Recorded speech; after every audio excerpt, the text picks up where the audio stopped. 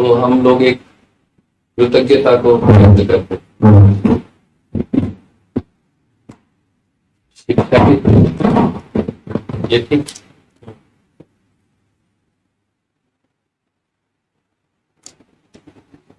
शिक्षा की चर्चा ही कृतज्ञता के बिना अधूरी है।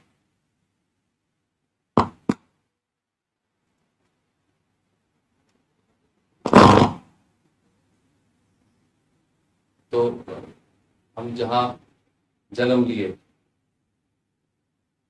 जिस परिवार में जन्म लिए, इसको हम इंग्लिश में पेरेंट्स कहते हैं। आवाज नहीं आ रही?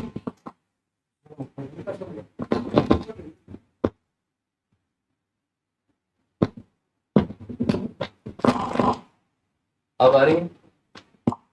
अब ठीक है? पहले से ठीक है? अब ठीक है?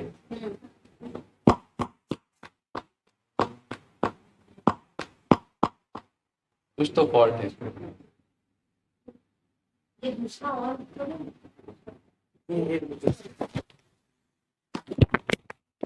अभिभावक आज भी जिनके आयु हुई है और उनके पेरेंट्स हैं, वो लोग इसके सिवाय शायद नहीं सोचते कि हमारे बच्चे का और अधिक विकास भला। तभी अभिभावक शब्द मराठी में पालन के। और फिर जैसे जैसे हम लोग बड़े हो गए, पहले तो बड़े होते नहीं, आसपास के पड़ोसी लगते हैं, शायद उनका रोल भी हमारे विकास में रहा है। जैसे जिनको हम चाचा चाची संबोधन से पुकारते रहते के प्रति कृतज्ञता। तो जैसे जैसे हम स्कूल गए, जिन्होंने हमको पढ़ाया, उनके प्रति कृतज्ञता। से करते करते एक शायद हर एक की जिंदगी में ऐसा एक मोड़ आता है कि व्हाट नेक्स्ट, आगे क्या। ऐसे समय में कोई मार्ग दिखाता है, जिसको हम उस मार्ग को इंग्लिश में पर्पज ऑफ लाइफ कहते हैं।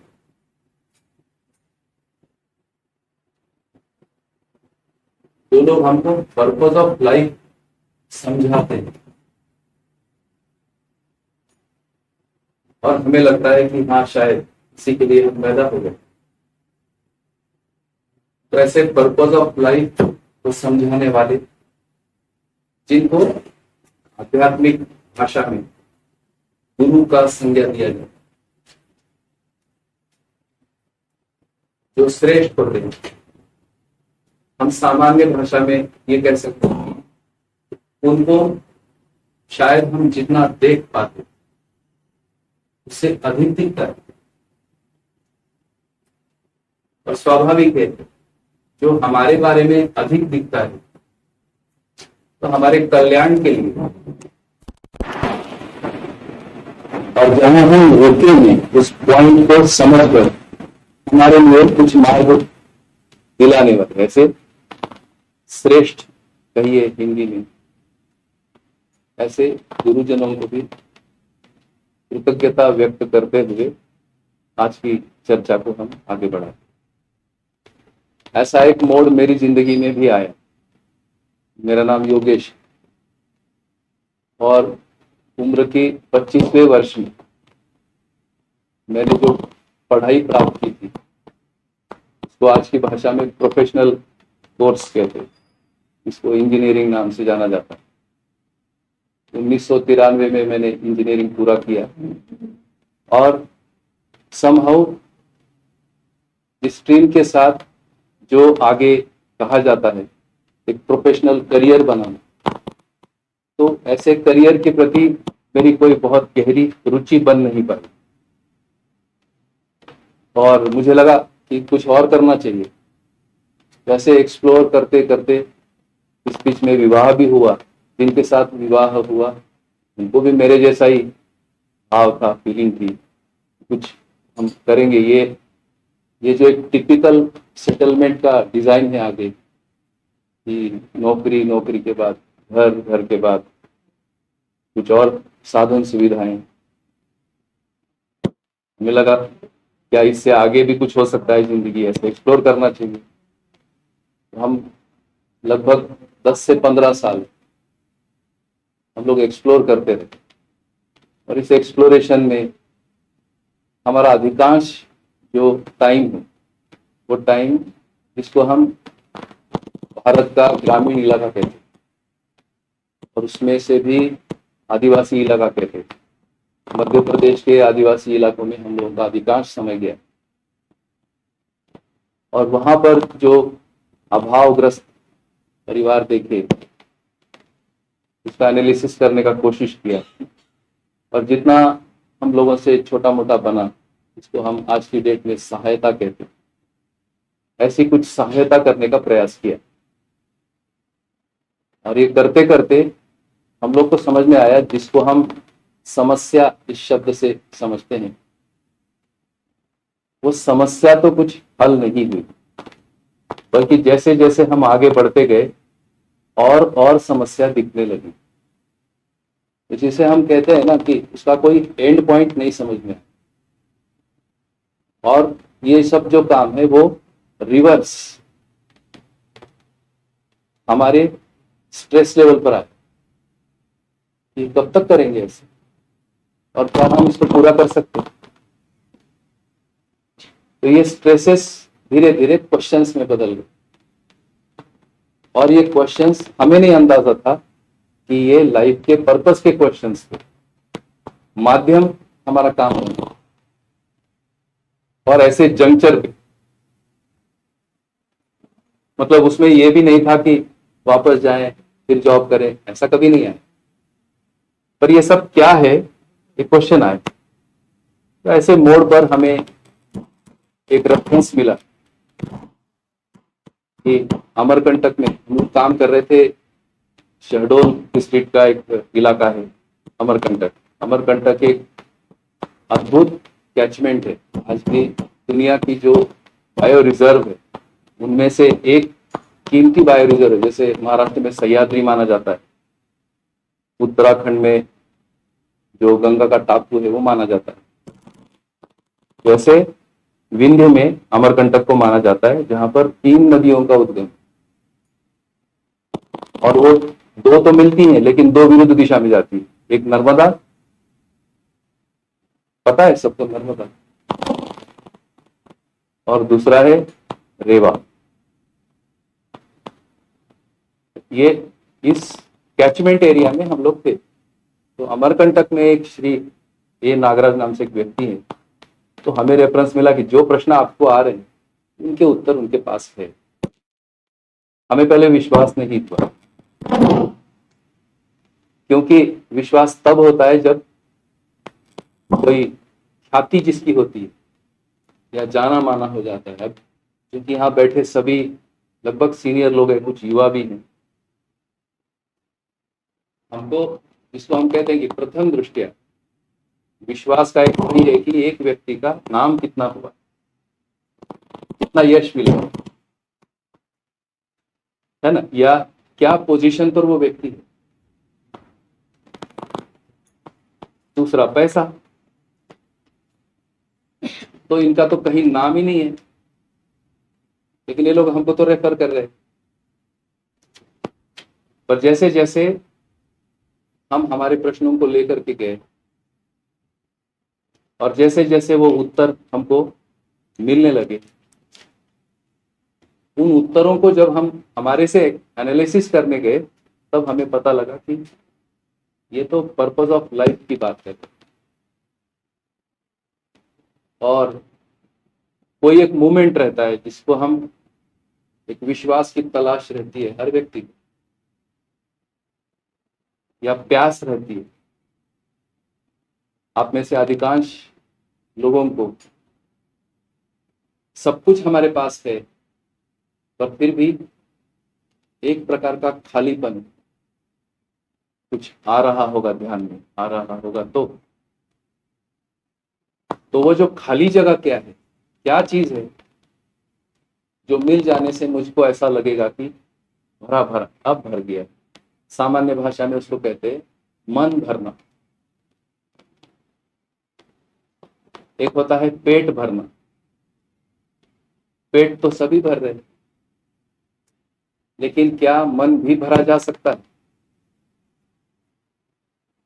तो मन भरने के लिए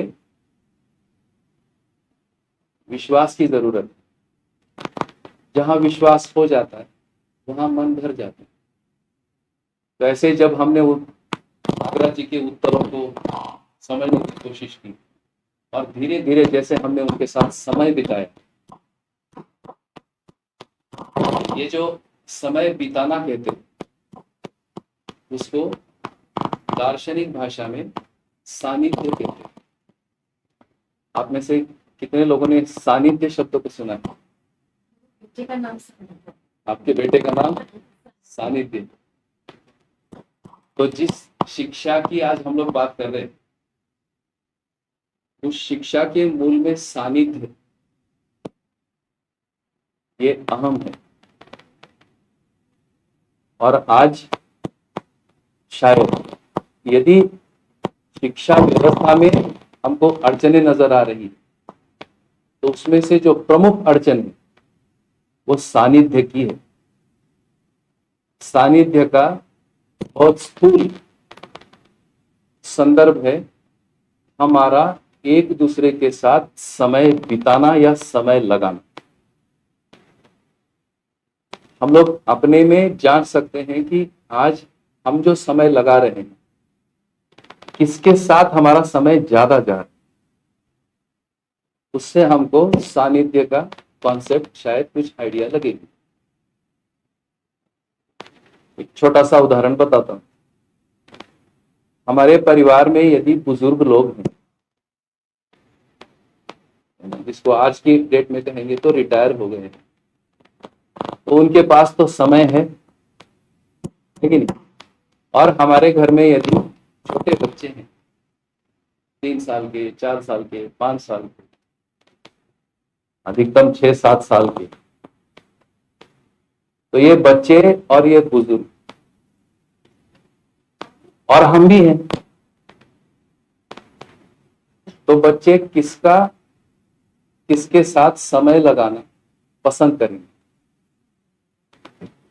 हमारे साथ या जो हमारे घर में बुजुर्ग हैं उनके साथ? आपका क्या एक्सपीरियंस? हाँ, बुजुर्ग के साथ। ये जो बच्चे बुजुर्गों के साथ समय लगाते हैं या बुजुर्ग जो बच्चों के साथ समय लगाते हैं, इसे हम थोड़ा बहुत सानिध्य की पिक्चर कर सकते हैं। और अगर ये सानिध्य जैसे हमने श्रद्धेय नागराज जी के साथ ये हमें मिला, तो उनके साथ रहते रहते जो उनके व्यक्तित्व से, पर्सनैलिटी से जो हमको मिला और आज जो मैं हूं, मैं सोचता हूं कि ये हमारा एक सौभाग्य रहा कि ऐसे व्यक्ति के साथ हमको समय लगाने को मिला और उस व्यक्ति ने भी हमारे साथ समय लगाया। तो इस प्रकार से एक छोटा सा आज हम सोचने का प्रयास करते हैं कि जिस शिक्षा की हम लोग चर्चा करेंगे, उस शिक्षा के मूल में क्या चीज है जो होना चाहिए, हो सकता है, और उससे हम सभी सफल होना महसूस कर सकते।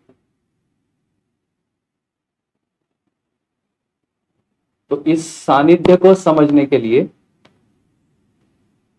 हम कुछ कॉन्सेप्ट को लेकर सोच सकते हैं। अधिकांश लोगों का मैंने इंट्रोडक्शन सुना, तो ये सभी लोग उत्सुक हैं